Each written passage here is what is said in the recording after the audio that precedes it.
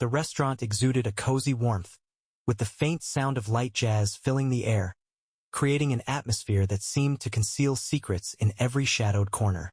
Chloe sat near the window, her fingers nervously tracing the edge of her wine glass. Opposite her sat Joe, a new acquaintance, or perhaps more than just a friend, smiling confidently, the kind of grin that made Chloe's heart race. Tonight, Joe had chosen this quiet, tucked-away place in the city, away from the risk of running into anyone who might recognize her. At least that's what she thought. Chloe had made extra effort with her makeup tonight, double-checking every detail before their meeting. After all, she was well aware of how powerful the right look could be. Joe got up from the table, mentioning he needed a few minutes to use the restroom. As Chloe adjusted a stray strand of hair and gently patted the corners of her mouth to check her lipstick, a sudden thought crossed her mind.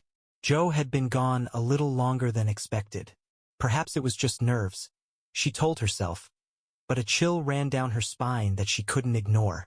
Just then, her phone buzzed softly, pulling her out of her thoughts. Looking down, her heart skipped a beat. It was a call from Ellen, her husband. The timing caught her off guard since he was supposed to be at work. Clearing her throat, Chloe answered the call in the sweetest voice she could muster. "Yes, honey?" Ellen's voice was calm, but there was an undertone she couldn't quite place. "Where are you right now?" A bead of sweat formed on Chloe's temple, and she quickly laughed it off. "I'm on a date. Just kidding," she added, her voice light and playful. "I'm catching up with some friends from the conservatory, honey." There was a brief silence before Ellen's voice came through again, still calm but sharp. "Unfortunately, it's not a joke. Turn around, Chloe." The words hit her like a shock. Her heart began pounding, and slowly, she turned her head, scanning the dimly lit restaurant. Seated at a far corner table was Ellen. He waved slowly, his expression unreadable. Chloe's throat tightened, and she struggled to take a breath. Gripping the phone tightly, she whispered, "Ellen, why are you here? Why aren't you at work?" His voice remained eerily calm. "Change of plans. I thought I'd grab a quick bite." Imagine my surprise when I saw my own wife sitting here with someone, looking a little too cozy. His words struck Chloe like a punch to the gut. Her pulse raced as she scrambled for a response. "Wait, what? You think I'm on a date? What about you? You're sitting with that beautiful woman over there." Ellen chuckled softly, his tone dismissive. "That's Jessica, Chloe. My lawyer." Chloe felt her heart sink. Words eluded her as she tried to process the situation. But she wasn't going to let Ellen or his lawyer make her feel small. Drawing in a steadying breath, she squared her shoulders and with a slight smile, made her way over to their table. Her heels clicked softly on the floor as she approached, and she sat down with as much composure as she could muster. "Well, hello there," she said politely, offering Jessica a small nod. "Jessica, right?" Jessica nodded in return, her expression calm and steady, her eyes piercing. Chloe wasted no time and turned to Ellen with a sweet, yet challenging tone. "Honey, I have to ask, what's going on here? Why are you having dinner with a lawyer? Is there something you haven't told me?" Ellen looked at her, his lips curling into a small, unreadable smile. "Well, Chloe," he said slowly, "I suppose you could say I'm in a bit of an unpleasant situation. It's rather embarrassing, really." He leaned back, glancing between her and Jessica, shaking his head. "I never imagined I'd find myself sitting here with my lawyer, but here we are. I just hope I'm not getting fitted for reindeer antlers this Christmas," he added with a dry chuckle, though his eyes were cold. Chloe felt a flush creeping up her neck, but she forced a smile, keeping her voice light. "That sounds awful, honey," she replied, turning to Jessica with a small laugh. "What do you think, Jessica? Imagine that your husband, who claims he works the night shift, is actually spying on you. Doesn't that sound a bit paranoid?" Jessica smiled smoothly, her expression giving nothing away. "Oh, trust me. Life has a way of surprising you. That's why I'm here, to help couples navigate situations like this." Chloe let out a soft laugh, but her heart was still racing. "So, a divorce lawyer, huh?" She turned to Ellen with a mock sigh. "Well, Alan, I'd hate for you to jump to conclusions. It's just dinner with an old friend, you know? She met his gaze with an unwavering smile. A bit impulsive of you, don't you think? Alan took a slow sip from his glass, his gaze unwavering as he set it down. He gave her a calm, almost amused smile. Chloe, he said, his voice steady. You know I'm a calm, rational man. I don't make decisions on a whim. I like to think things through clearly. He leaned forward, his eyes sharp. So why don't you go ahead and tell us about Joe? Is he just a friend, or maybe something more? Chloe didn't hesitate for a moment, her smile unwavering. Alan, I've already explained this to you, she said, her voice light but firm. Joe is just a friend from the conservatory. He's a remarkable pianist. She shrugged casually, maintaining her easy tone. We simply decided to meet up tonight at this wonderful spot to talk about music. And you know, creative people like us musicians, artists, we tend to be more expressive. But that's all it is. Alan raised an eyebrow, a small chuckle escaping his lips. I suppose I should hope his hands stay on the piano keys, right? Chloe laughed, waving her hand dismissively. Jessica, you might want to note how your client here loves to provoke, she teased. Honestly, Alan, that was a bold innuendo. Jessica watched the exchange carefully, offering little in the way of reaction, just a neutral shrug. Alan, however, shifted his expression to something more serious, though a faint smile still lingered. So, Chloe, he said, his voice calm but firm, you're telling us that you and Joe are just friends with no romantic involvement? Chloe glanced from Alan to Jessica and back to Alan, her eyes twinkling with playful defiance. Alan, we're simply friends, she replied, her voice lighthearted. Unless, of course, Jessica here thinks that a mutual love for music is grounds for an infidelity lawsuit. She chuckled, glancing at Jessica, who shook her head and smiled. I wouldn't go that far, Chloe, Jessica said, her smile warm. I think I can handle the situation without making it too dramatic. Alan smirked, clearly amused by the situation. The way Chloe had quickly deflected his questions with her breezy responses almost entertained him. All right, honey, he said with a teasing tone. But I'd love to hear Joe's thoughts on your so-called friendly relationship. He leaned back in his chair, crossing his arms. It'd be interesting to hear what he has to say. Chloe maintained her composure, keeping her chin up and her voice steady. Of course, Alan, she replied. Once Joe gets back, I'm sure he'll back me up. Not sure why he's taking so long, though. She smiled faintly, though her fingers tightened around her glass. Before the tension could build any further, Alan leaned back and pulled out his phone, tapping the screen. Actually, Chloe, he said, his voice casual, we don't need Joe to be here. He might show up eventually, but I thought you'd rather hear what he has to say right now. He lifted his phone slightly, his expression unreadable. It turned out that Alan had gone to the restroom with Joe earlier, and they had a private conversation. With a tap of his phone, a recording began to play. Chloe and Jessica exchanged quick, uneasy glances, bracing themselves for the conversation they were about to hear. First, Alan's voice came through clearly. Hey, man, is that cute redhead over there your friend? Joe's laughter followed, easygoing and a bit too familiar. You could say that, he replied. But what's it to you? Alan responded with a light tone. I've just always been amazed at how easily some guys can pick up women. Maybe you could give me some pointers, huh? Doesn't come as naturally to me. Joe's laugh sounded smug. Oh man, I don't know if you can teach it. Some of us just have it, you know? Alan's voice shifted slightly, still playful but more pressing. Hey, so people say redheads are the hottest in bed. Is that true? Have you gotten anywhere with her? Without hesitation, Joe responded with a laugh, sounding almost proud. Oh, they're wild, all right. That one? Man, she does things. Let's just say, if I'm not careful, she might break me. She bounces like crazy. There was a brief silence before Alan spoke again. Wow, lucky you. Joe chuckled, clearly enjoying the conversation. Lucky? I'd say so. Just hoping she doesn't wear me out tonight. You know what I mean? Alan thanked Joe for the conversation, wishing him luck, and then stepped out of the restroom first. He deliberately propped the door handle so that Joe couldn't leave immediately, as a small lesson for him to stay inside a little longer. As the recording ended, the quiet hum of the restaurant filled the room, making the sudden silence at their table even more noticeable. Chloe's face flushed, and she gripped her glass tighter, though she quickly sat up straighter, clearing her throat and trying to keep her expression neutral.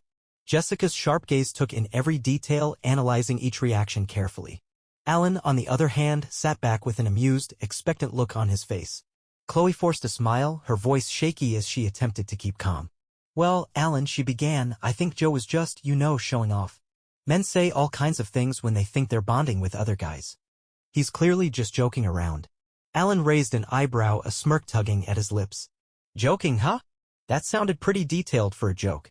But I'm all ears, Chloe. Go ahead, explain it away.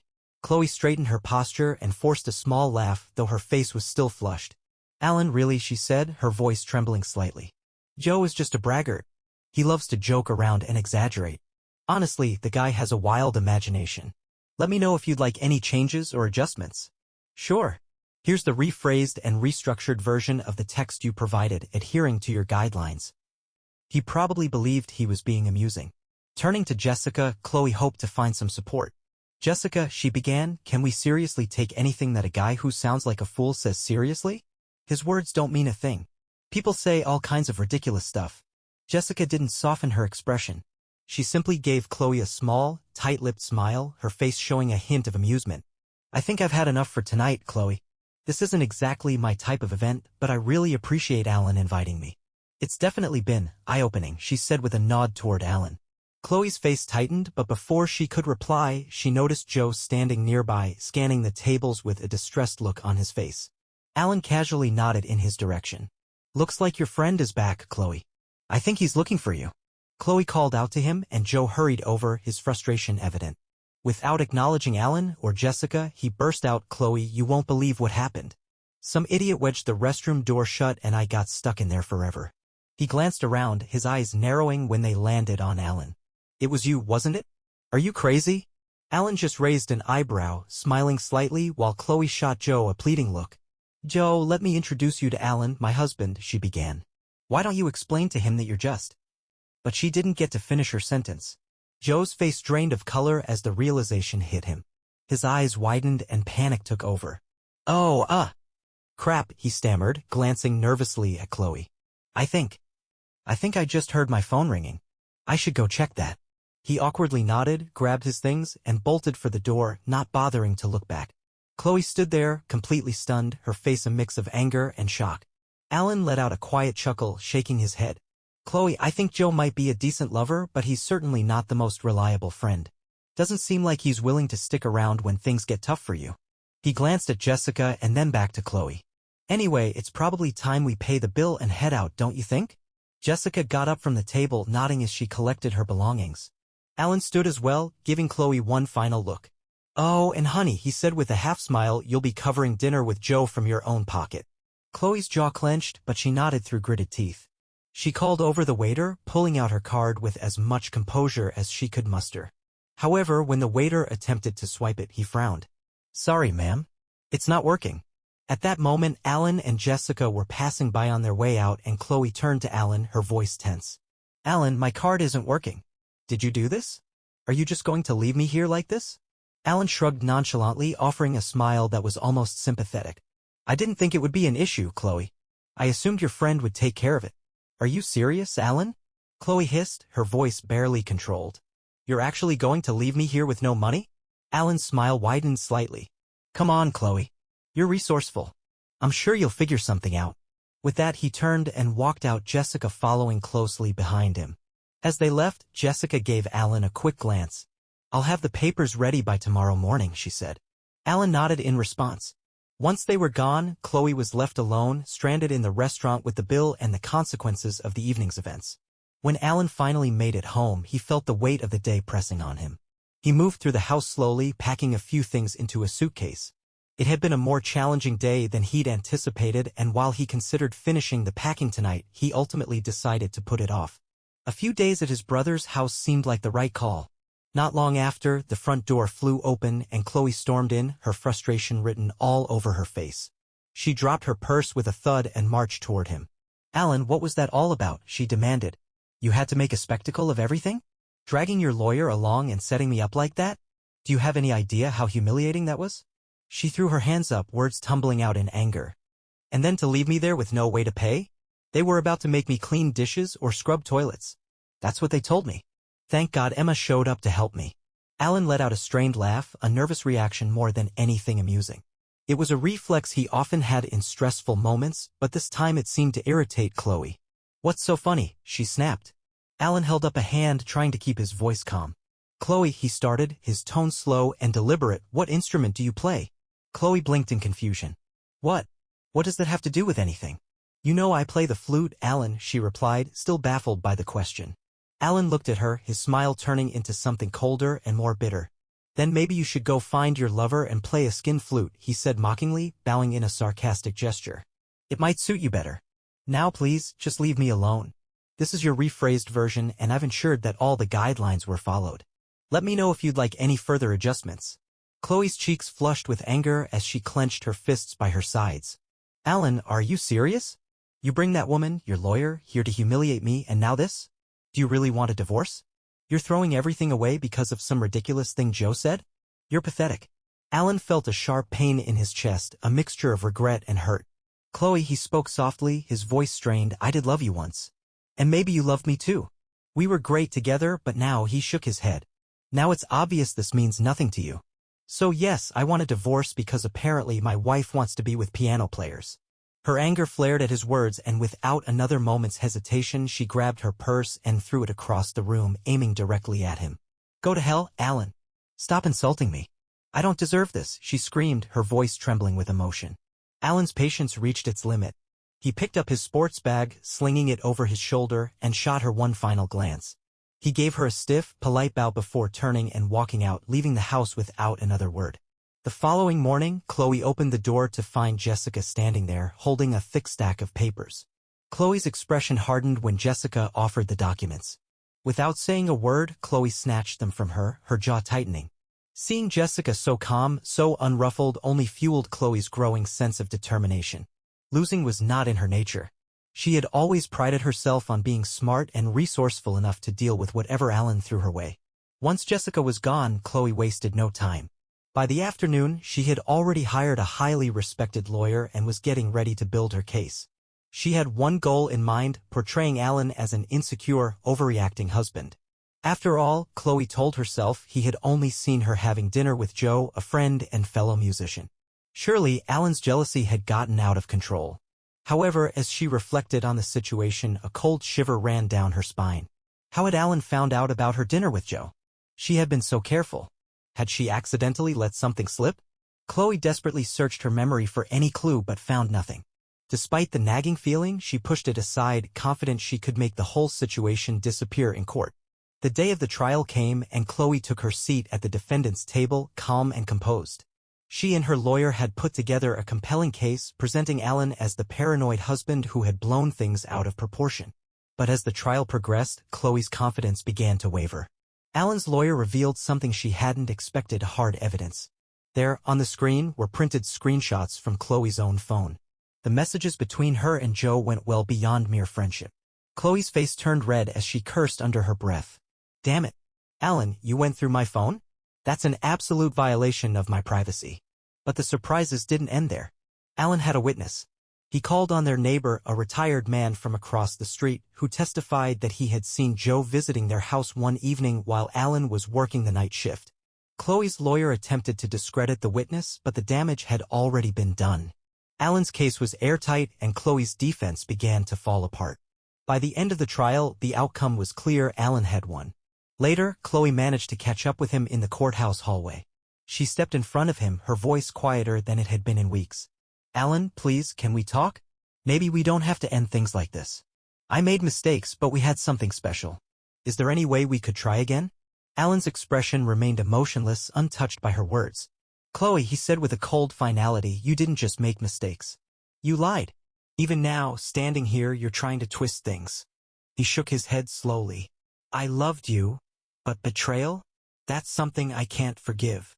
Chloe's heart sank as she watched him turn and walk away, leaving her to confront the full weight of her choices. The game she had tried to play had come back to haunt her.